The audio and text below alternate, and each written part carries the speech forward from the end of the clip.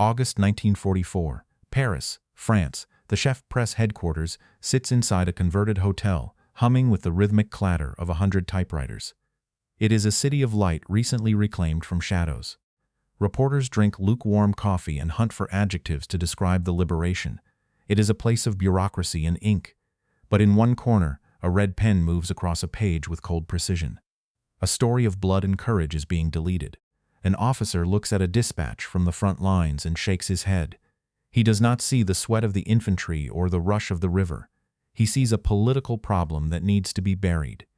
He thinks his desk is more important than a foxhole. He is wrong. General George S. Patton is about to ensure this officer learns exactly what it costs to earn a headline. This is the story of what happened when George S.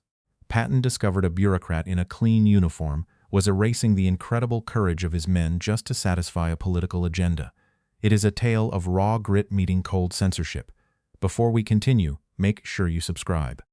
We tell the World War II stories that show the truth behind the myths of military glory. Edward Calloway was 33 years old and hailed from the working-class neighborhoods of Kansas City, Missouri. Before the war, he was a rising star at the Associated Press, but he could not sit behind a desk while the world burned. He traded his suit for a grease-stained field jacket and embedded himself with the Third Army right after the landings at Normandy. Calloway had seen the worst of the hedgerow fighting, once dragging a wounded private to safety under heavy mortar fire. He carried the heavy weight of those he had lost in his eyes and the rhythmic click of his typewriter keys. He knew the names of the men in the infantry, the names of their wives, and the fears they whispered in the dark. He was not looking for a Pulitzer. He was looking to honor the boys who did the dying. Now, he sat in a damp foxhole, his fingers trembling from the cold and the residual shock of a river crossing that had nearly claimed his life. He had just finished the best dispatch of his career, a raw account of a regiment that had achieved the impossible under a hail of German lead. Major Kenneth Hollis was 37 years old, a career public affairs officer who had spent most of his life navigating the air-conditioned corridors of Washington, D.C. He viewed the war through the lens of political optics rather than tactical reality. Hollis was the kind of man who believed that message discipline was the ultimate weapon of war, frequently telling his staff that individual heroics must never compromise the perception of Allied unity. To him, a story about a daring river crossing was not a tribute to bravery. It was a potential embarrassment to other generals whose own units were currently stalled. He occupied a suite in a luxury hotel in Paris, wearing a tailored uniform that still held its crisp, factory-pressed creases. His boots were polished to a high-gloss finish by a subordinate, reflecting the flickering light of a crystal chandelier. Hollis had never heard the whistle of an incoming shell or the wet thud of a bullet hitting a man's chest. He simply looked at the dispatch. Calloway had written in the mud and reached for a red pen, ready to erase the truth to protect a political narrative. By August 1944, the war in Europe had reached a fever pitch of speed and political friction. The German lines in Normandy had finally shattered, and the Allied armies were racing across France toward the German border. The Third Army was a tidal wave of steel, moving faster than anyone had anticipated and capturing the imagination of the public back home. But as the tanks moved, the politicians in uniform moved faster. Allied command was a fragile house of glass. Eisenhower had to balance the massive egos of generals from different nations, each vying for glory and a place in the history books. One army group would surge forward, while another remained pinned down by geography or stubborn German resistance. To maintain the appearance of a unified front, the press offices at Esch-Afe worked to level the field of public perception. If one unit achieved a brilliant breakthrough, it was often framed as a joint effort, or suppressed entirely to avoid bruising the pride of a neighboring commander. This was a war fought on maps, but it was also fought in the newspapers of New York and London. Supplies were scarce. Fuel was the new gold. Every commander wanted the most resources, and those resources were often allocated based on public prestige and political leverage. High-ranking officers often turned a blind eye to these small acts of censorship. They saw it as a necessary evil to keep the coalition from fracturing.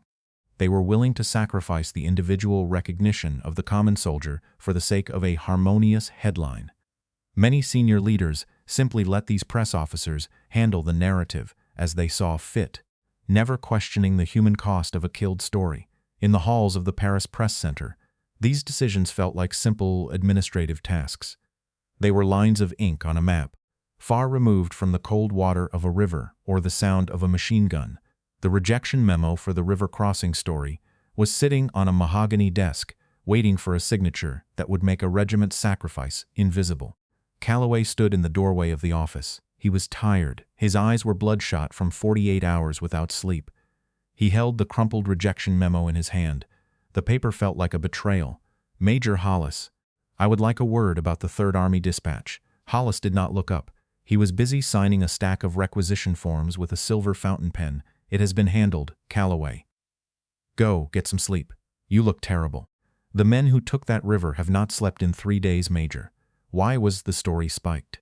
Hollis set his pen down carefully. He looked at the reporter with practiced patience. It was overemphasizing one army at the expense of Allied unity. It was a factual account of a successful operation. I was there. Facts are secondary to the coalition, Edward. We have a delicate balance to maintain here in Paris. The balance of what? The truth? The balance of the headlines. If the American public reads only about Patton's breakthroughs, they start to ask why the British are stalled. The British are stalled because the terrain is different. My story does not change that. It highlights American bravery. It changes the perception. And perception is my theater of war. I cannot have one commander looking like a hero, while another looks like a laggard.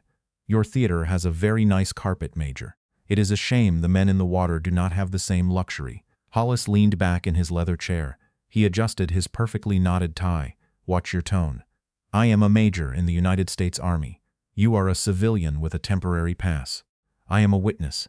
I saw those boys go into the water. I saw 40 of them stay there. They died for that story. And those 40 deaths serve a purpose if the story promotes the overall mission. Your draft did not. It promoted a cult of personality. It promoted bravery. It honored the dead. It promoted the Third Army. I have killed 3 of your pieces for the same reason this month. I will not have this office turned into a propaganda wing for George Patton. The people back home deserve to know what their sons are doing. They deserve the truth. The people back home deserve a victory that does not cause a diplomatic crisis at Shef. I decide what they need to know. So you are burying their courage to save a general's feelings?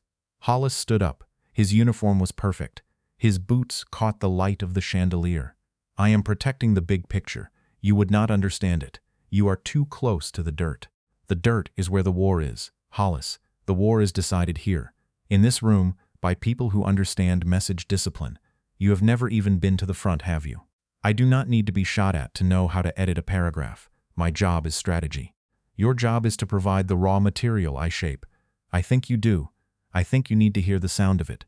Get out of my office, Calloway, before I pull your credentials and send you back to Kansas City. Calloway did not argue further. He knew the man was unreachable. He walked out of the hotel and found Sergeant Billy Miller, 24, from Chicago, who was working the signal wire in the basement. He did not send a cable to his editors. He sent a private message to a specific mobile command post in the field. The report reached Patton within the hour. Patton's jeep pulled up to the hotel entrance. He stepped out, his ivory revolvers catching the light and the 4 stars on his helmet gleaming like ice. He walked into the press office and the room went silent. The clatter of typewriters died instantly. Patton stood before Hollis's desk. He was a tower of khaki and 4-star discipline. He looked down at the man who thought ink was more powerful than blood. Major, do you know what a river looks like when men are dying in it? I understand the tactical implications, General. I asked what it looks like. Have you ever seen the water turn red? No, sir. Have you ever heard an MG-42 opening up on a boat full of teenagers? I have read the reports, sir. A report is paper. Have you ever been to the front? My duties are here, sir. So you are an expert on a world you have never seen. You tell me this story was killed for Allied unity. You believe hiding the bravery of the Third Army keeps a coalition together. It is a neat theory for a textbook. It does not belong in the field. A soldier does not fight for a coalition. He fights for the man next to him. He fights because he believes his country will know what he did. When you kill a story, you are not protecting a general's ego. You are stealing the only thing those men have left. You are stealing their honor. Calloway sat in a foxhole to write that truth. He took the same fire the infantry took. He earned the right to tell that story with his life. You have risked nothing but a paper cut. You sit in a hotel and decide whose sacrifice is politically convenient. I do not care about the big picture if it is built on a lie. My men crossed that river under fire. If that makes another commander look slow, he should move faster. It is not the job of the press to cover for the timid. You think your desk is a shield. You think your rank protects you from the reality of the war you manage. You are mistaken. You have two choices, Hollis. Put on a helmet and spend 1 week at the front. You will eat what they eat and sleep where they sleep. You will see what a river looks like under fire. Or, you can surrender your commission and leave my theater today. Decide now. Major Hollis looked at the 4 stars and the cold blue eyes of a man who did not bluff. Patton dropped a steel helmet, a canteen, and a field jacket onto the mahogany desk.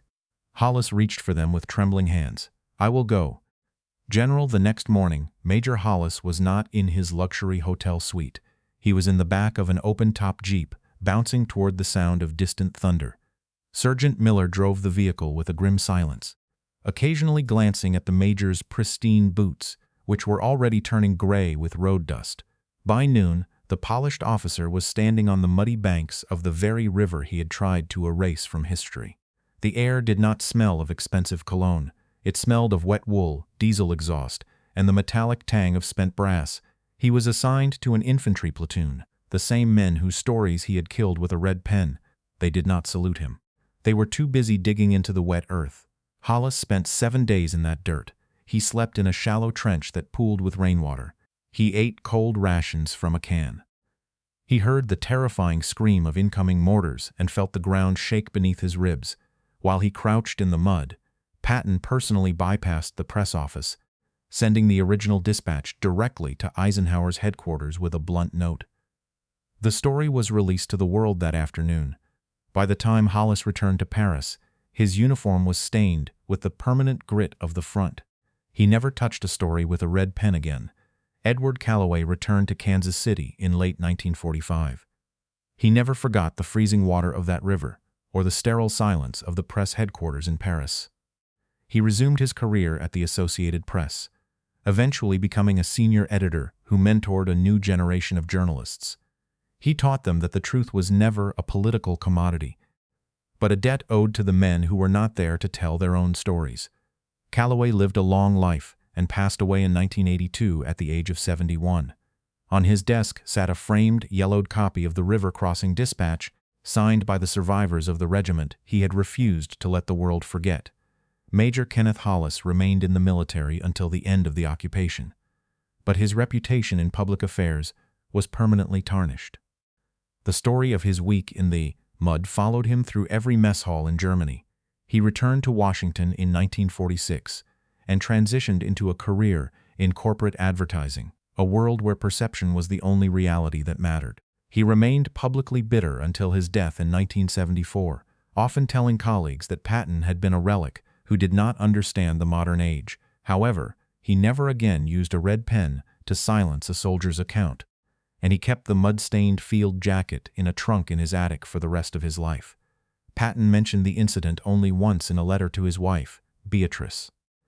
He wrote that some men need to feel the weight of a helmet before they are fit to judge the boys who wear them. He kept a copy of the dispatch in his desk, tucked behind his tactical maps.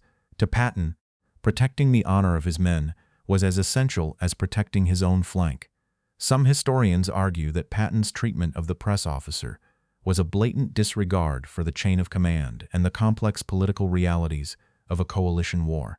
They suggest that such actions undermined the necessary administrative discipline required to manage a global conflict involving multiple nations and sensitive egos. Other historians contend that Patton's intervention was a rare and necessary act of moral clarity. In their view, he was protecting the fundamental compact between a commander and his troops, ensuring that sacrifice was never erased for the sake of political convenience. What is certain is that the release of the dispatch provided the American public with a defining image of the Third Army's courage, cementing the crossing as a pivotal moment in the drive toward Germany. If you had been in Patton's position, would you have sent that officer to the mud, or would you have simply filed a formal grievance through the proper channels? Let us know what you think in the comments. And if you want more stories about the truth behind the myths of military glory, make sure to subscribe.